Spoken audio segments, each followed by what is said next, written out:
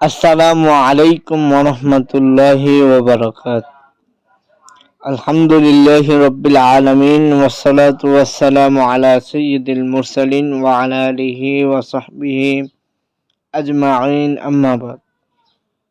দেশে বা বিদেশে, কাছে বা দূরে, যে যেখান থেকে দেখছেন বা শুনছেন, আপনাদের সকলকে জানাই আন্তরিক শুভেচ্ছা ও মোবারকবাদ। আজকে আমরা এসে উপস্থিত হয়েছি আপনাদের সম্মুখে নাস্তিকদের জবাব পর্ব 2 নিয়ে। সুপ্রিয় দর্শক ও শ্রোতা মণ্ডলী, আজকে আমরা নাস্তিকদের যে আপত্তির জবাব দিব সেটা হচ্ছে, আদুয়া খেজুর খেলে কি বিষ কাজ করে না?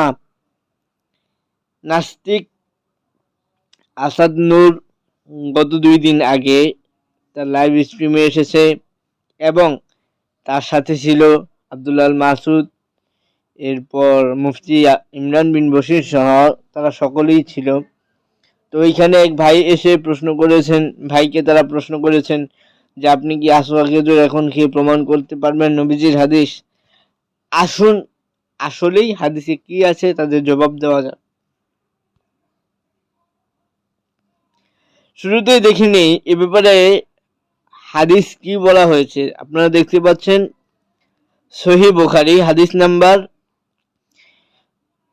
5769।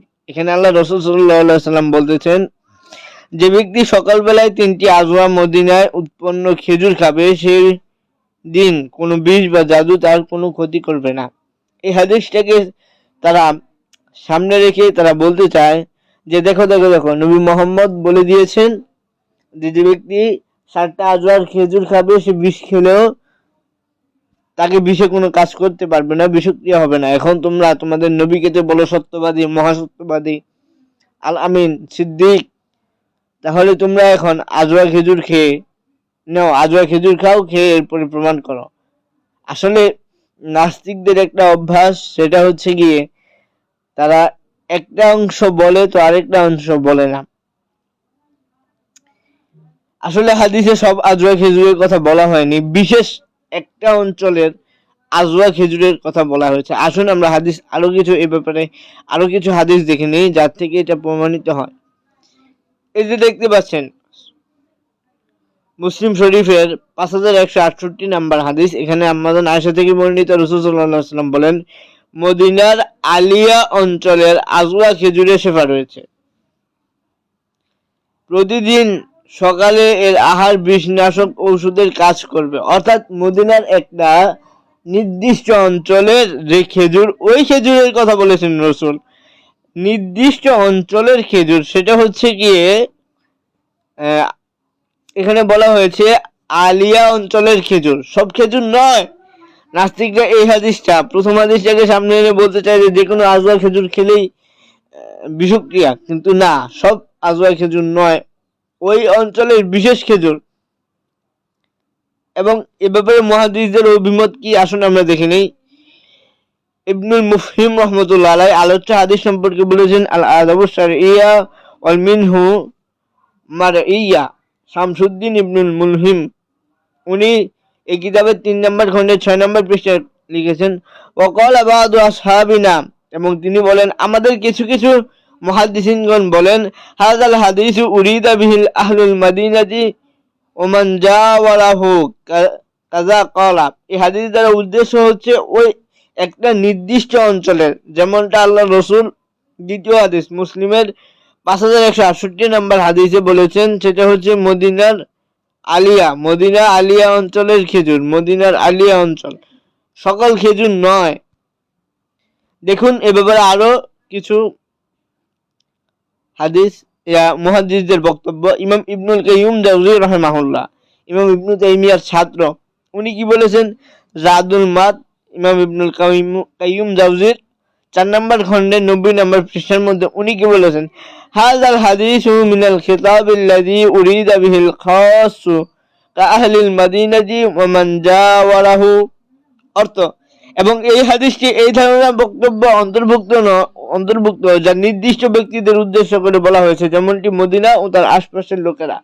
অর্থাৎ কোন আজওয়া খেজুর কোন আজওয়া খেজুরকে রসুল সাল্লাল্লাহু আলাইহি ওয়াসাল্লাম বলেছেন যে ওই আজওয়া খেজুরটা কোনটা, সেটা হচ্ছে গিয়ে মদিনার, এই যে সহিহ মুসলিমের 5168 নম্বর হাদিস, এই হাদিসের খেজুর। এটা সকল খেজুরের কথা বলা হয়নি। এখন ওই এলাকার কেন মুহাদ্দিসিন কেরামগণ এরকম বক্তব্য দিলেন? কারণ আল্লাহ রসুল সাল্লাল্লাহু আলাইহি ওয়াসাল্লাম নিজের হাতে আজওয়া খেজুর মদিনায় রোপণ করেছেন। নবীজির হাতের একটা বরকত, এবং শুধু তাই নয়, নবী মদিনার ফলের জন্য বিশেষ করে দোয়ার বরকত করেছেন। দেখুন সহিহ বুখারী হাদিস নাম্বার 1885। এখানে আল্লাহ রসুল সাল্লাল্লাহু আলাইহি ওয়াসাল্লাম বলতেছেন, হে আল্লাহ তুমি মক্কাতে তুমি যে বরকত দান করেছো, মদিনাতে এর দ্বিগুণ বরকত দাও। মদিনার জন্য আল্লাহর রসুল বিশেষভাবে দোয়া করেছেন। আরেকটি হাদিস দেখুন এ ব্যাপারে সহিহ মুসলিম হাদিস নাম্বার 1373। দেখুন এইখানে কি বলতেছেন আল্লাহ রসুল, এই যে হাদিসটা, হে আল্লাহ আপনি আমাদের ফলে বরকত দান করুন, আমাদের মদিনায় বরকত দান করুন, আমাদের সায়ে বরকত দান করুন।